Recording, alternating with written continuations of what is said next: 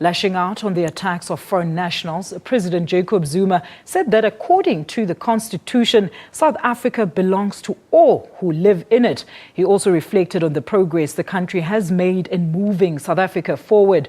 The president touched on the great progress made by the government in lifting South Africa out of poverty with access to water, healthcare, education, housing and many other basic needs which the country did not have before 1994. Now, this year's Freedom Day celebrations also marks the 60th anniversary of the adoption of the Freedom Charter, the historic roadmap to the country's struggle for freedom and ultimately the achievement of democracy. Under the leadership of former President Nelson Mandela, we demonstrated to the world that a new nation can rise from the ashes of racial intolerance and ethnic polarization. On Freedom Day, we also recall the solidarity and friendship of many peace-loving nations and peoples from Africa and the world during the struggle for our liberation.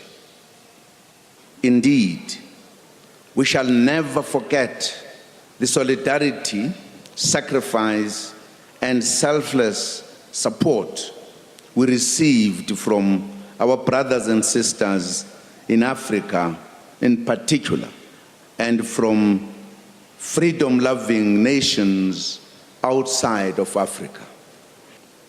We had a successful transition in 1994 and began building a new, united, democratic, non-racial and non-sexist and prosperous South Africa.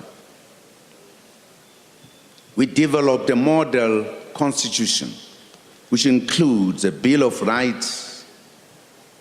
The constitution also incorporates socio-economic rights to promote access to basic services such as water, quality education, health, housing, social security, and others. This year, we also celebrate the 60th anniversary of the Freedom Charter, which underpins our country's democratic constitution. Like the Freedom Charter, the Constitution emphasizes that South Africa belongs to all who live in it, thereby promoting a common citizenship, a common future, and a common destiny for all. To discuss further what Freedom Day means to South Africans, we are joined now on the line by political analyst, Mr. Somadoda Fikeni. Sir, a very good afternoon to you. Thank you so much for joining us and happy Freedom Day to you.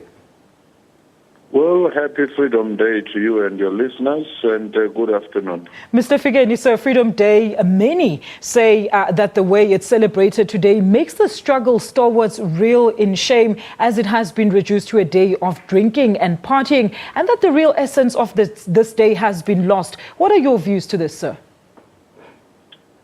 Well, I do think that there are still some ceremonies which honor this day in a fitting manner, but it has always been a problem that whenever you bring the, singers, people seem to disappear to the shops when there are political speeches, and they reassemble when the party starts and when the eating starts.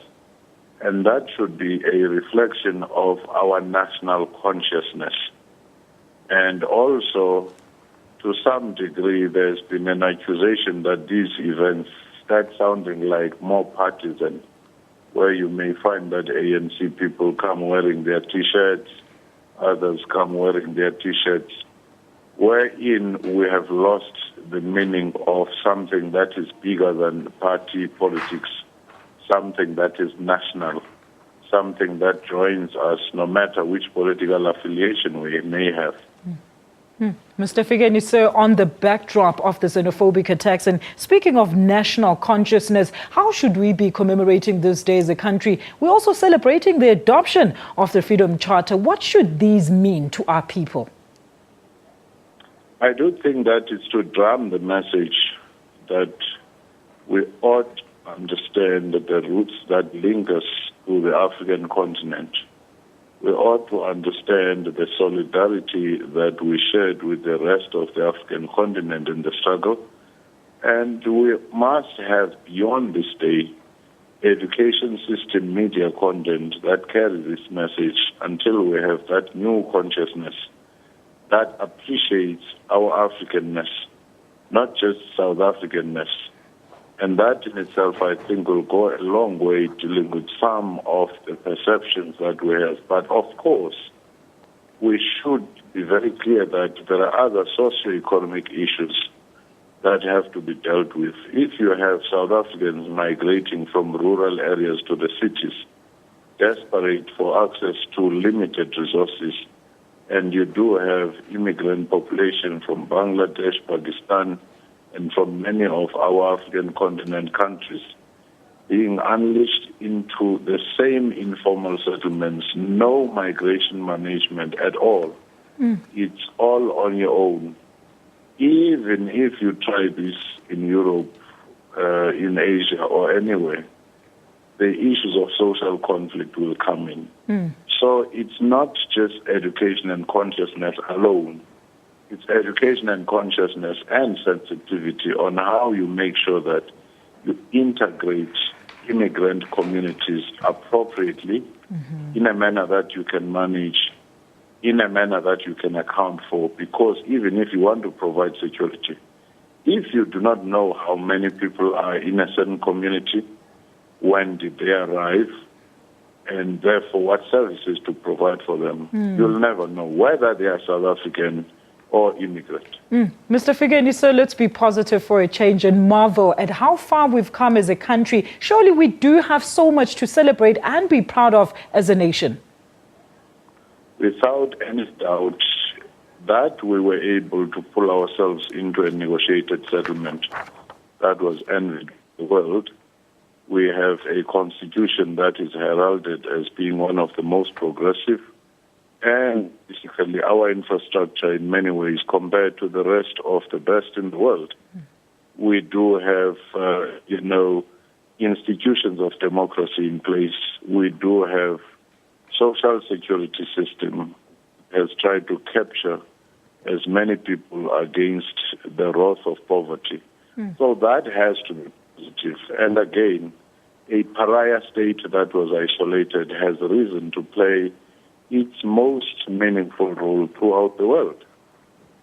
Thank you so much for that. That is, of course, Somadoda Fikeni, a political analyst, talking to us about Freedom Day as we commemorate 21 years since our democracy in South Africa.